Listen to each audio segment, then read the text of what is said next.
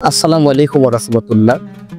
দেখুন, বেশিরভাগ মশার কয়েল তৈরি হয় কিছু রাসায়নিক ও প্রাকৃতিক উপাদানের মিশ্রণে। এগুলোর প্রধান উপাদান হচ্ছে পাইরোথ্রিন বা সিনথেটিক পাইরোথ্রেট, যা মূলত কীটনাশক হিসেবে কাজ করে।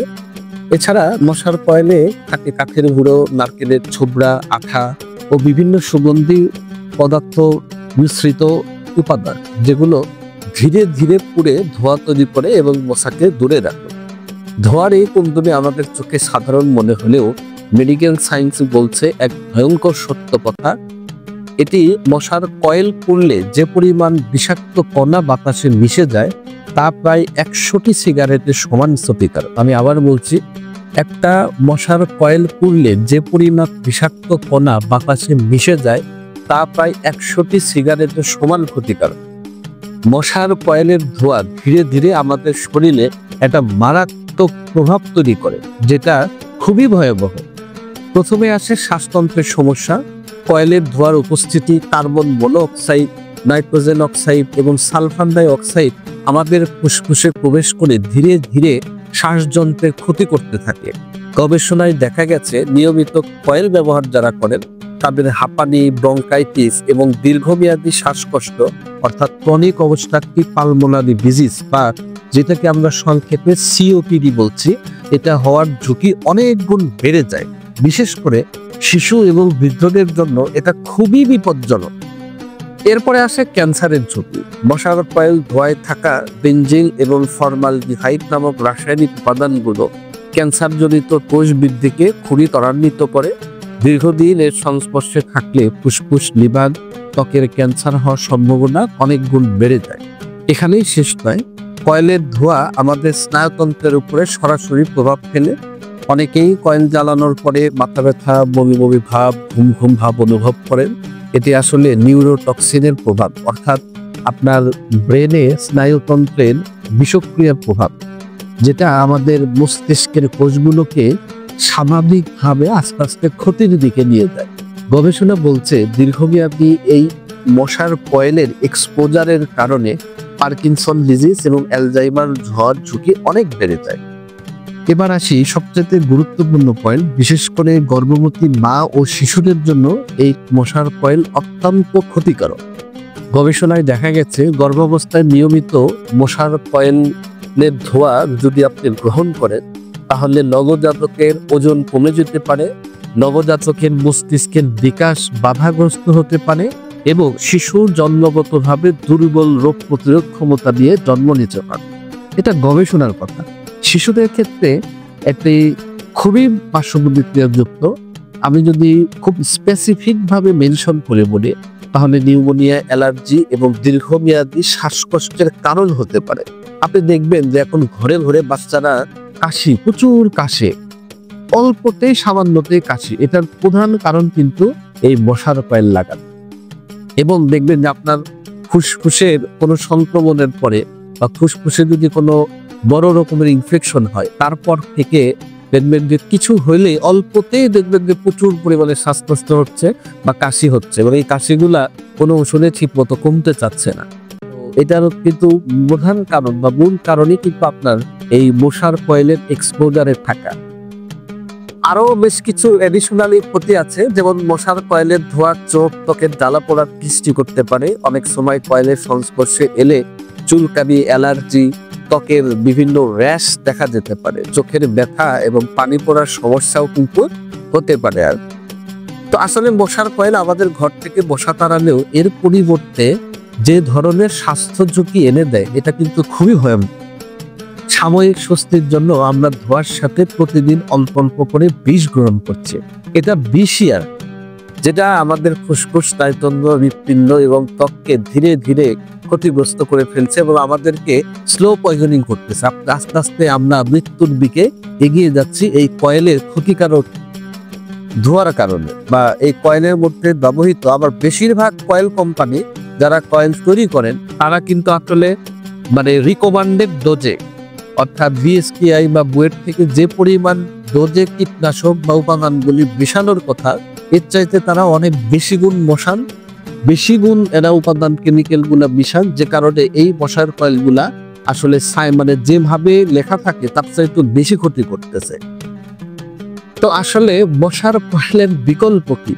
নিরাপদ উপায়ে মশা তাড়ানোর কোনো কার্যকর পদ্ধতি আছে কিনা? জি, আলহামদুলিল্লাহ।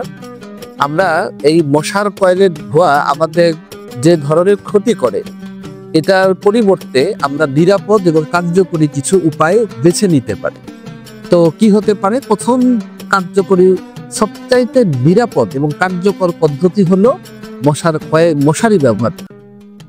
প্রাচীনকাল থেকেই মশা প্রতিরোধের সবচাইতে নির্ভরযোগ্য পদ্ধতি হলো মশারি ব্যবহার করা। এটি কোনো ধোঁয়া বা রাসায়নিক কোনো রকম এক্সপোজার ছাড়াই এটা খুবই নিরাপদ। শিশু, গর্ভবতী নারী, বৃদ্ধ সবার জন্য অত্যন্ত নিরাপদ। বিশেষ করে আমরা যাতে রাত্রিবেলা যাতে ভালো ঘুম হয়, হ্যাঁ, এটা রাত্রিবেলা মশারি টাঙিয়ে ঘুমানো, এটা সবচেয়ে বেশি কার্যকরী উপায়। তারপরে আসে হচ্ছে বৈদ্যুতিক মশা তাড়ানোর কিছু যন্ত্র আছে, যেমন বাজারে পাওয়া যায় ইলেকট্রিক মসকুইটো কিলার বা ইউভি লাইট ট্র্যাপ। এইগুলা মশাকে আকর্ষণ করে বৈদ্যুতিক শকের মাধ্যমে মেরে ফেলে।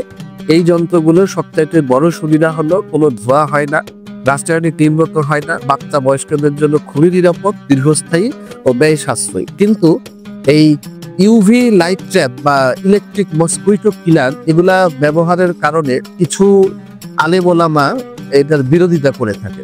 তো এটা আপনার ব্যক্তিগত অভিমতের উপরে এটা নির্ভর করে। আপনি যদি এই ইউভি লাইট ট্র্যাপ ব্যবহার করেন বা মসকুইটো কিলার ব্যবহার করেন, তাহলে অবশ্যই একজন আলেম ওলামার সাথে বা একজন মুফতি সাহেবের কাছ থেকে ফতোয়া নিয়ে মুসলমান যারা আমরা আছি ব্যবহার করতে চাইলে ব্যবহার করতে পারেন। একটা ভালো মানের ইলেকট্রিক মসকুইটো জ্যাপার বা ইউভি লাইট ট্র্যাপ কিনে নিলে কয়েলের চেয়ে অনেক বেশি কার্যকর এবং নিরাপদ সমাধান পাওয়া যেতে পারে।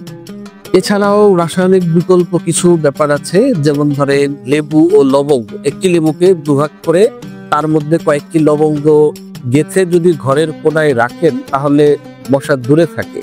তুলসী গাছ রাখতে পারেন ইনডোর প্ল্যান্টস হিসেবে। তুলসীর পাতায় থাকা প্রাকৃতিক তেল মশার জন্য প্রতিরোধক হিসেবে কাজ করতে পারে। শোবার ঘরে, বিশেষ করে জানালার পাশে যাদের সম্ভব হয়, বা টবে করে আপনারা তুলসী গাছ রাখলে মশা আসার সম্ভাবনা অনেক কমে যায়।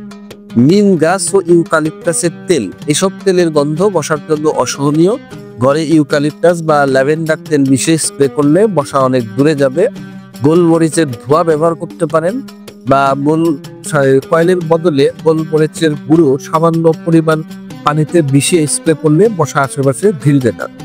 পিপারমেন্ট বা ল্যাভেন্ডার তেল আপনি ব্যবহার করতে পারেন। ঘরের কোনায় কয়েক ফোঁটা পিপারমেন্ট বা ল্যাভেন্ডার তেল দিলে এটি মশা দূরে রাখতে সাহায্য করবে।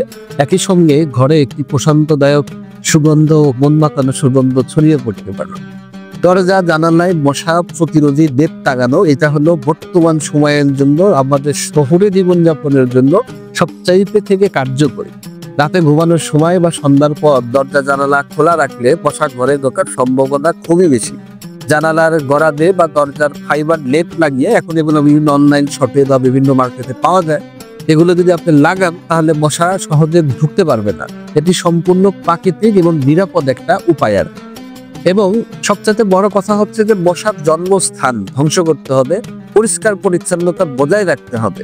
মশার সবচেয়ে বেশি জন্মায় আবদ্ধ পানিতে, তাই বাড়ির আশেপাশে জমে থাকা পানি সরিয়ে ফেলুন, যেমন বালতি, ফুলের টব, টায়ার, জলের পানি, এগুলাকে পরিষ্কার রাখতে হবে।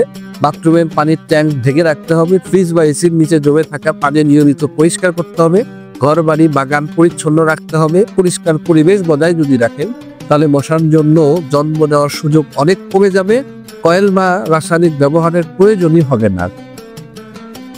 তো আসলে শেষ কথা হচ্ছে, মশা তাড়ানোর জন্য কয়েলের ব্যবহার স্বল্প মেয়াদে কার্যকরী মনে হতে পারে, কিন্তু দীর্ঘমেয়াদী এটি আমাদের জন্য খুবই ক্ষতিকারক। বিশেষ করে আমাদের ফুসফুস, স্নায়ুতন্ত্র, চোখ, ত্বকের জন্য ভয়াবহ ক্ষতিকারক। তাই কয়েলের পরিবর্তে আমি যে পদ্ধতির কথা বললাম, প্রাকৃতিক নিরাপদ বিকল্প পদ্ধতি ব্যবহার আপনি করতে পারেন। আপনি যদি নিজের এবং পরিবারের সুস্থতা নিশ্চিত করতে চান, তবে আজ থেকেই নিরাপদ পদ্ধতিগুলো অনুসরণ করুন, কারণ সুস্থ জীবনেই সবচাইতে বড় জীবন। সুস্থ জীবন সবচাইতে বড় সম্পদ আপনার জন্য। তো এই ভিডিওটি যদি ভালো লাগে তাহলে আপনি অবশ্যই আমাদেরকে কমেন্ট করুন, শেয়ার করুন এবং এই ধরনের ভিডিও আমার বিশ্বাস যে বেশি মানুষের মধ্যে ছড়িয়ে দেওয়া দরকার সচেতনতামূলক হিসাবে, যাতে মানুষ সচেতন হতে পারে। সবার কাছে দোয়া চাই, সবার জন্য দোয়া করি। আল্লাহ পাক আমাদের এই মশার আযাব থেকে আমাদেরকে রক্ষা করুন এবং আমাদেরকে সচেতন করে তোলার তৌফিক দান করুন। আসসালামু আলাইকুম ওয়া রাহমাতুল্লাহ।